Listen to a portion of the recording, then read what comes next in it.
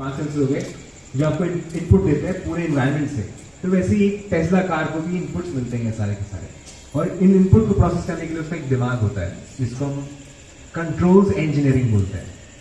तो अगर आपको जिंदगी में कभी भी किसी चीज को कंट्रोल करना है तो आपको याद रखना है कि कंट्रोल्स इंजीनियरिंग में जाना है। अगर आपको इंजीनियरिंग अच्छा लगता है तो कंट्रोल्स इंजीनियरिंग एक सबसे फन इंजीनियरिंग फील्ड है।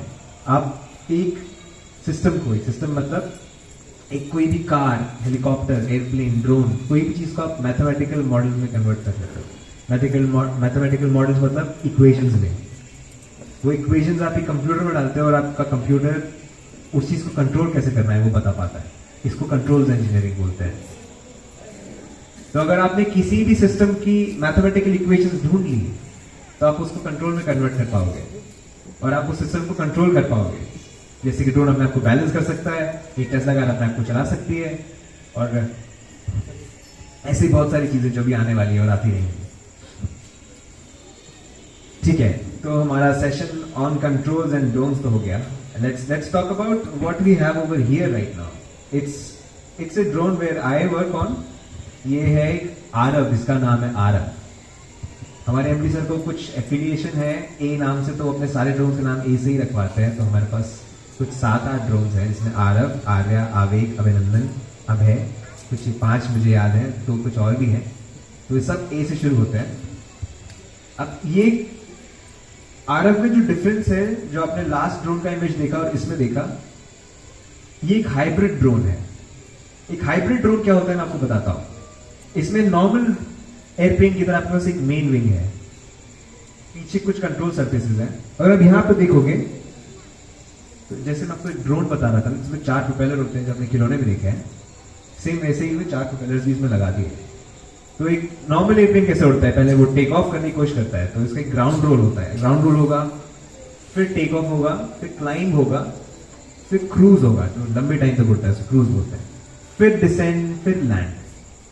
अब लैंडिंग और टेक ऑफ के लिए आपको जगह चाहिए होती है बहुत ही लंबी, जो कि आपके मिलिट्री वाली जगहों में नहीं होगी, क्योंकि मिलिट्री में होते हैं पहाड़ और बहुत सारी परेशानियां होती हैं, और आपको इतनी सारी चीजें हर जगह पे आपको बना नहीं सकते। आप सारे के सारे वो रनवेज नहीं बना सकते। तो क्या किया उन्होंने, कोशिश किया कि एक प्लेन को सीधा ही उड़ा दिया जाए, जिसको बोलते हैं vertical take of.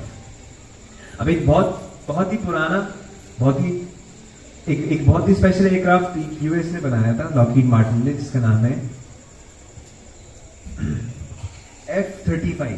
F-35 lightning, जो कि वीटॉल कर सकता है। वीटॉल मतलब vertical take off and landing, मतलब जो सीधा vertical, you understand, vertically it takes off and it lands also.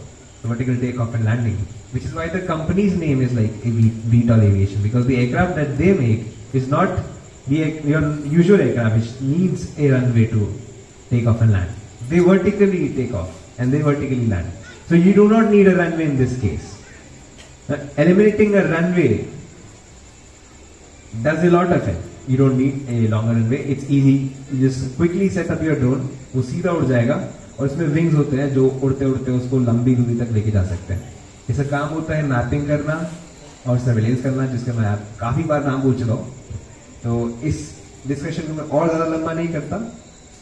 ये वाली जो पीपीटी में लेके आया था, ये थोड़ी टेक्निकल थी, तो फिर मैं वो वाला पार्ट स्किप करता हूँ। आपको इसका एंड दिखा देता हूँ कि हम जब मिशन कर रहे होते हैं तो ये उसमें कुछ सेंसर्स होते हैं, जैसे यहाँ पे आपको दिख रहा है, ये लाइडर है। ये लाइडर 3D मैप कर सकता है। तो अगर ये ड्रोन अगर मैं आपको कभी यहाँ पे लेके आ पाया तो आपका बिल्डिंग एग्जैक्टली ऐसा 3D में आपको मैप होके दिख जाएगा, और वो आपको एक अगर आपके पास एक 3D प्रोजेक्टर बन पाए तो आपको 3D में भी दिख पाएगा, पोजीशन डेटा आपको दे पाएगा। और ये कुछ ऐसा होता है वहाँ का सीन, जो सिनेरियो है, और एक रियल पिक्चर है इस ड्रोन का। मैं आपको इसका एक वीडियो भी दिखाता हूँ जिसमें है ऑलरेडी।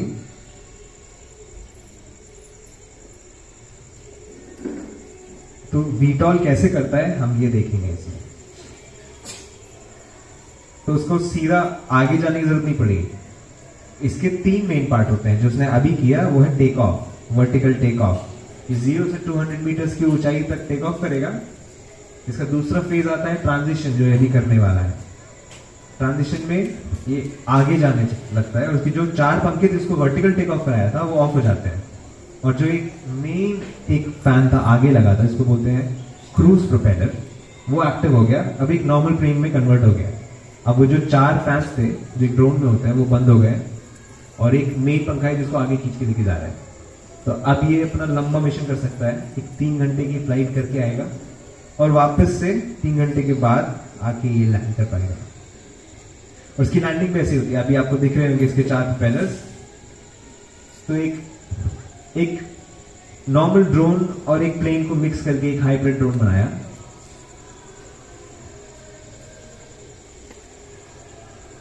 जो सीधा उड़ता है और सीधा लैंड हो जाता है।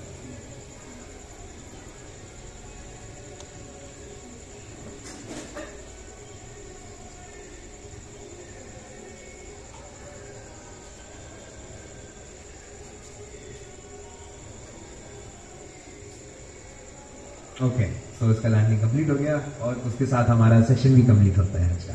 Thank you so much you all, thank you so much for listening. अगर आप सबको नींद आई है तो मुझे मार्क कर देना। सबने एंजॉय किया शो।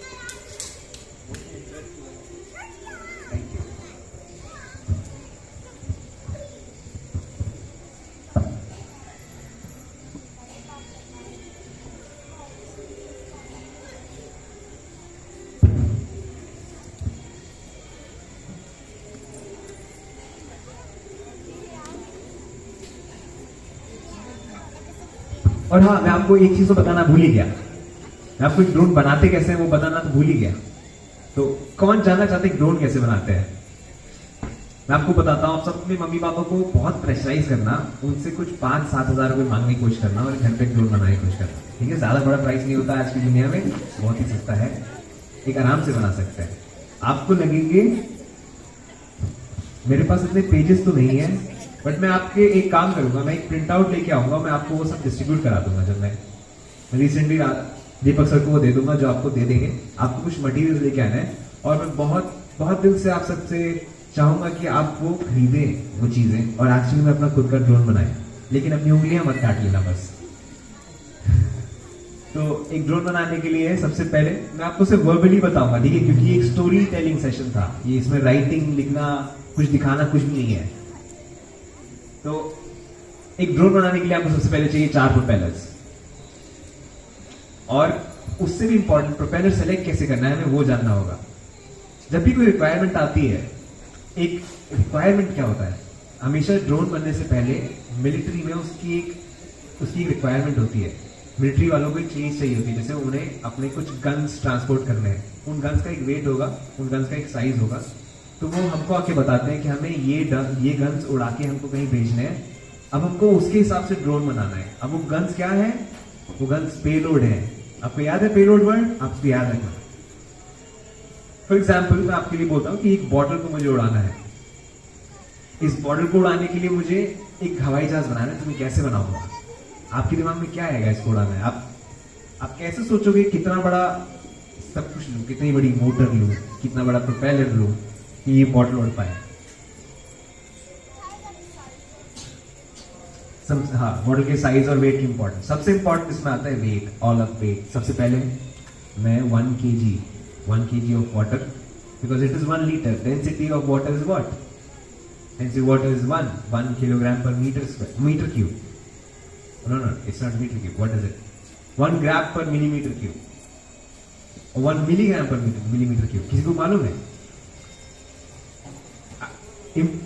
आप सबको जानना चाहिए। ये सारी कुछ छोटी छोटी चीजें होती है जो हम अपनी जिंदगी में अगर नहीं जानेंगे तो हमें कोई प्रॉब्लम नहीं आएगी, लेकिन जान के आप किसी के सामने शो ऑफ तो कर ही सकते हो एटलीस्ट, कि एक पानी की बूंद एक 1 मिलीग्राम की होती है और पानी की बूंद एक 1 मिलीमीटर क्यूब की भी होती है, ठीक है? अभी कुछ इंफॉर्मेशन दी है, जरूरी नहीं थी। तो आपको इस बॉटल को उड़ाना है, तो 1 kg का वाटर बॉटल है, तो आपको रफ नंबर्स में बताता हूं, उसको बोलते हैं 1/3 रूल। 1/3 रूल मतलब ये आपका पेलोड हो गया। इस पेलोड को उड़ाने के लिए आपको 3 टाइम्स आपका ऑल ऑफ वेट होना चाहिए। आपके एयरक्राफ्ट का weight 3 times of this bottle होगा। तो 1 kg का वाटर बॉटल को उड़ाने के लिए कितना बड़ा ड्रोन लगेगा आपको? कितने? 4 और 5 ज्यादा हो गया, इसका 3 टाइम्स 3 kg। मैं आपको रफ नंबर बता रहा हूं, आप इससे डेफिनेटली अपना एक ड्रोन बना सकते हो। मैं ये नहीं बोल सकता कि आप बना के जाके मिलिट्री को दे दोगे और वो कंप्लीट कर पाएगा, लेकिन वो उड़ेगा जरूर। तो आपको इतना पता चल गया कि एक वेट को उड़ाने के लिए 3 टाइम्स उसके कैरियर का वेट होता है, पेलोड से नॉर्मली 3 टाइम्स उसी कैरियर का वेट होता है।